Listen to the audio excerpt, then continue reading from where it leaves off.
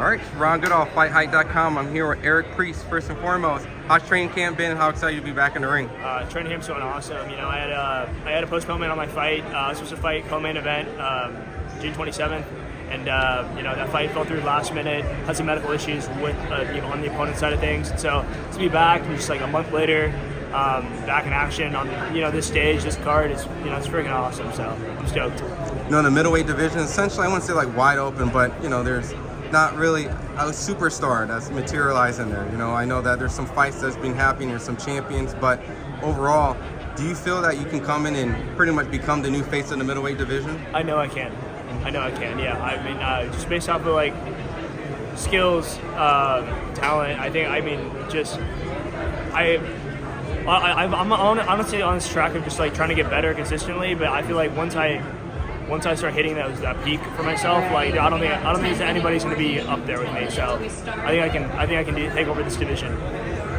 With some of the champions, there's a few guys. I know that Eubank might potentially move it because he couldn't make the weight.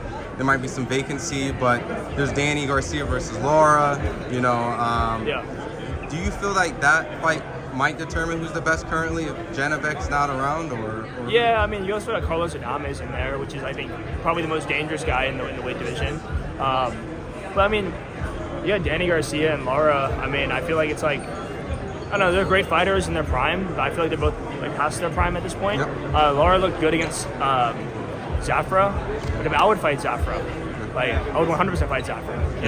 And it's like, I don't know, like.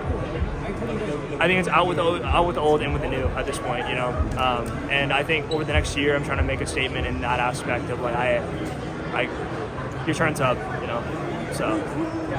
With a lot of Asian fighters, they're typically smaller weight classes, right? Like Inoue and things like that, Kenshiro, but there's only a couple guys like you and Brandon Lee and maybe like in the female fighters like Lisa Baumgartner, Yeah. But overall the stereotypes, right? A middleweight, Asian, that can punch hard, has good IQ. Do you think you think you can break those molds and kind of exude those type of stereotypes that they're not essentially true? Yeah, 100%. Yeah, I mean, I'm breaking barriers. I want to be a trailblazer in a sense of for the Korean culture in boxing.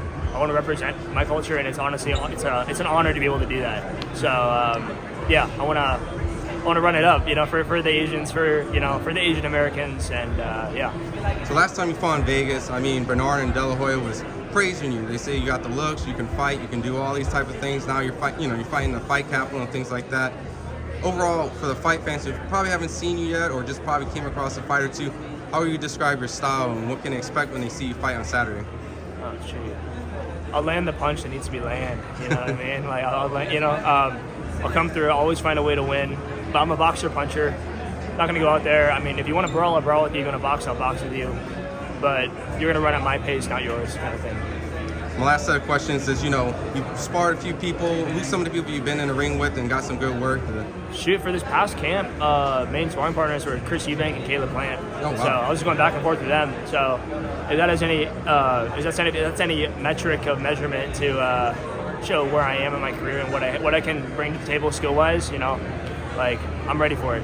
What was that experience like overall working with former world champions and things like that? It's great, it's hard sparring, and nothing was held back. It wasn't light, hey, we're just going to work. It was like, this is a fight with headgear.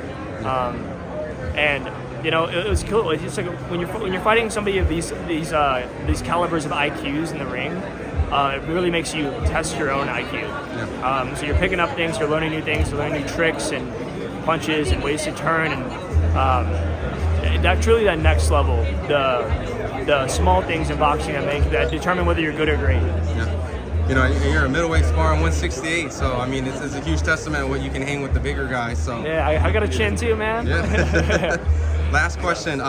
With all the fights that are being made, what fight excites you, and what fight probably, if you could go as a fan, what would you watch and why? Oh, on this card? Just in general. Is it Canelo Berlanga? Is it? I mean, it's not really too fights happening or imaginary fights. Fights that are happening. Probably not too much. How about a fight? I would go watch Canelo versus Berlanga just to see Canelo by murder. This, you know what I mean? Like, God. somebody's got to. Yeah, I don't know. Yeah.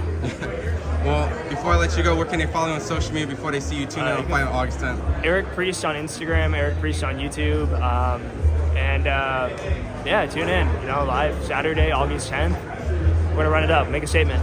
Awesome, appreciate it. Thank you.